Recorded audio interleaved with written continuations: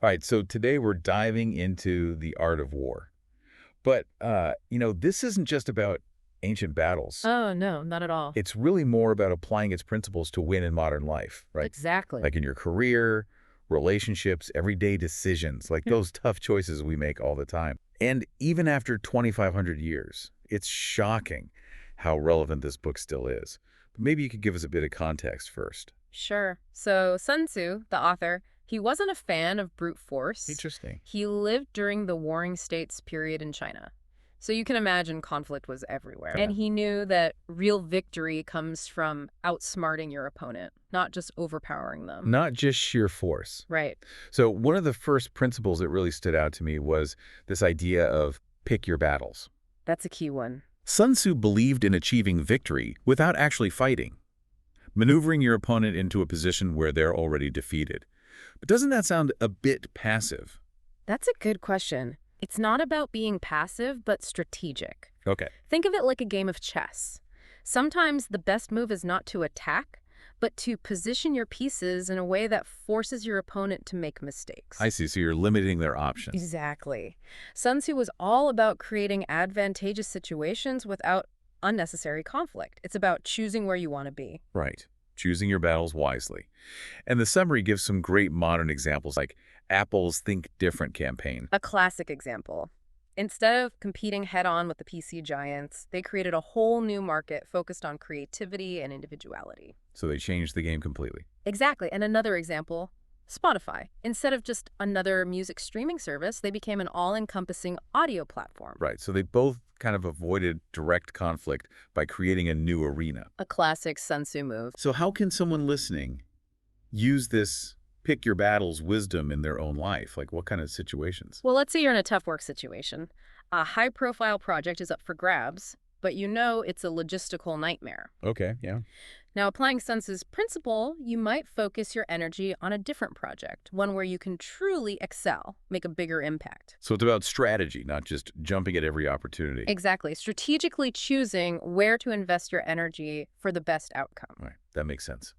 Moving on, Sun Tzu was also really big on information. He advocated for espionage and psychological warfare, basically gathering intelligence to gain an advantage. Now, obviously, we're not saying go be a spy. Of course not. But think about it in today's world. Market research, data analysis, understanding your competitors, even just being a good observer of human behavior, it's all about gathering intelligence. Like modern-day espionage. In a way, yes. And he also stressed knowing yourself just as much as knowing your enemy. Right, so your own strengths, your own weaknesses. Absolutely. What are your strengths and weaknesses? What opportunities and threats are out there? Knowing this helps you leverage your strengths and mitigate your weaknesses. So it's like if you were going on a job interview, you would research the company, right? Exactly. Or if you're in a particular field, you study the latest trends. It's about being prepared. So information is power. Use it strategically. Yes. Which brings us to another one of Sun Tzu's famous quotes. Speed is the essence of war. He was all about seizing opportunities when they arise.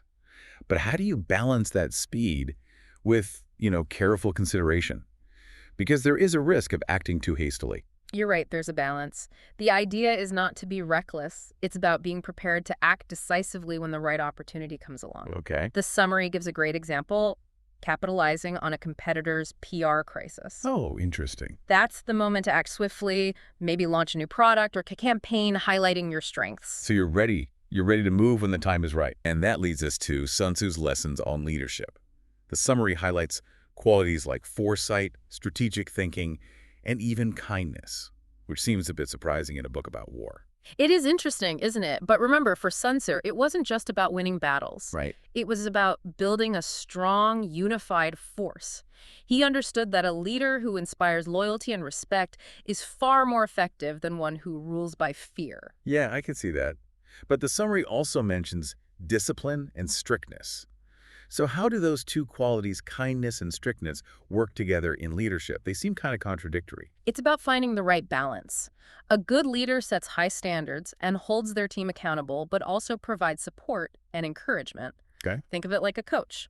They push their athletes to perform their best, but they also care about their well-being. So how can someone listening apply these leadership principles, whether they're leading a team at work, their family, or even just themselves? Well, it's about setting a clear vision and creating an environment where everyone can thrive. So supporting each other and working towards a common goal. Exactly. So, I want to dig a little deeper into some of Sun Tzu's more specific strategies. Okay. And, remembering his goal is to achieve victory, right? But with minimal losses. Right. Efficiency. Exactly. And that means understanding the battlefield, Uh-huh. but also, like, the human psyche, right? Psychology. Yeah, yeah. And actually, this kind of connects back to something we discussed earlier. Oh, really? What's that? Like knowing yourself, a self-awareness. Oh, right, right. How does that tie into his strategies? Well, one of the things that really stood out to me in the summary was this emphasis on terrain. Terrain. Yeah. Yeah. Sun Tzu, he talks about using mountains, rivers, even like weather conditions to your advantage. So like using the environment as a weapon. It's like nature itself can be a weapon. Yeah. But I'm not actually, fighting a war. So what does terrain have to do with like my everyday life? Right, right. That's where the metaphor comes in. Think of terrain as your environment, like market conditions, the competition, even like the social dynamics at work or in your community. Oh, okay. I'm starting to see it. And knowing yourself, like your strengths and weaknesses, that allows you to kind of navigate this terrain effectively. Okay, that makes sense. Like imagine you're launching a new product. Okay. The terrain might be crowded with competitors, right? So what would Sun Tzu advise? I don't know. What? Analyze their strengths and weaknesses, find the gaps in the market, and then you position your product to highlight its unique value. So it's like finding that strategic high ground. Exactly, yeah. Okay. This reminds me of another concept from the summary. Deception. Ooh, interesting one. Yeah, Sun Tzu was a master of like psychological warfare.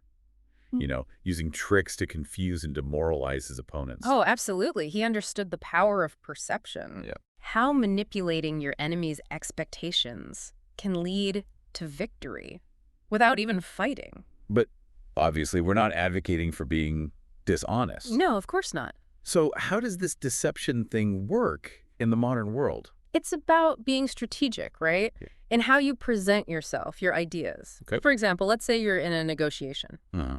You might emphasize your strengths, downplay your weaknesses, just subtly, guiding your opponent to make assumptions that benefit you. So you're shaping their perception. Exactly. Interesting. Or think about marketing, creating a sense of scarcity or urgency, encouraging people to act. It's like using psychology strategically. Yes.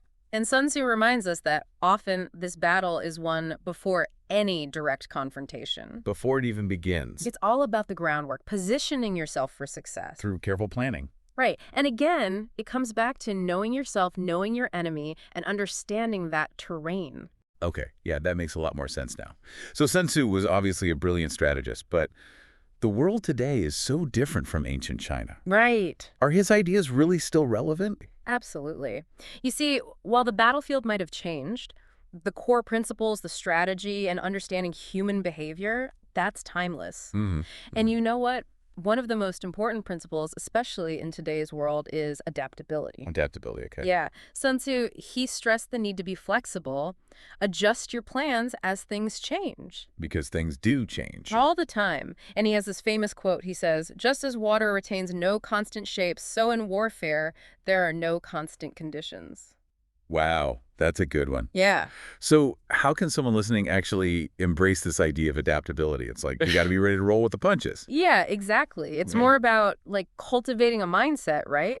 Where you embrace change instead of resisting it. Instead of being afraid of it. Yeah, being willing to pivot, adjust your course, even let go of plans that just aren't working anymore. So it's not about being stubborn. No, not at all. It's more about, like you said, staying open to new information, assessing the situation, As it evolves. Right, making adjustments as needed. And sometimes, sometimes that might even mean retreating. Retreating. Yeah, Sun Tzu knew that. There are times when it's just more strategic to withdraw, Okay. regroup, reassess, instead of just pushing forward into like a losing battle. So it's like picking your battles, but on a bigger scale. Exactly. Knowing when to conserve your energy, your resources for a better opportunity.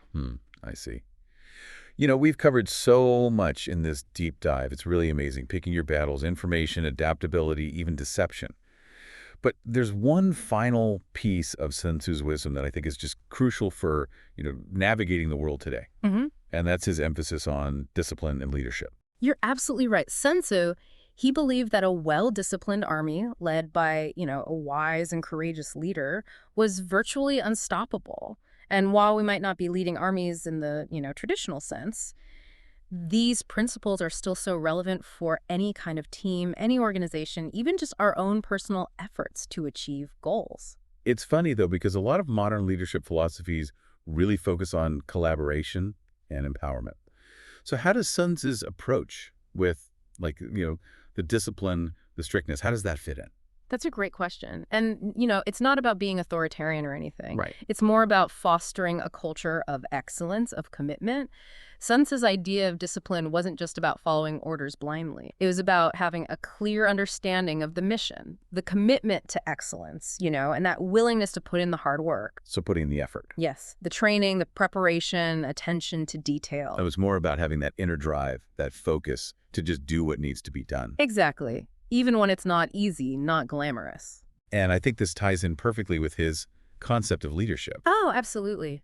He believed that a true leader inspires their followers not through fear or intimidation, but through their own example. There's that famous quote, "A leader leads by example, not by force." Powerful stuff. Yeah, he understood that people are just more likely to follow someone they respect, they trust, they believe in, someone who embodies those qualities they want to see in their team. So like walking the walk. Exactly. So for someone listening right now, whether they're, leading a team at work or their family at home or even just their own personal journey, how can they actually cultivate this kind of leadership? Well, I think it starts with self-awareness. Okay. Understanding your strengths, weaknesses, values, motivations. Then it's about leading with authenticity. Being genuine. Yes, integrity. Mm. Being true to yourself and your vision. And finally, it's about empowering others. Giving them the tools, the support they need to thrive. Creating an environment where everyone feels valued, respected. It's amazing how much wisdom we can still find in this ancient text. It really is.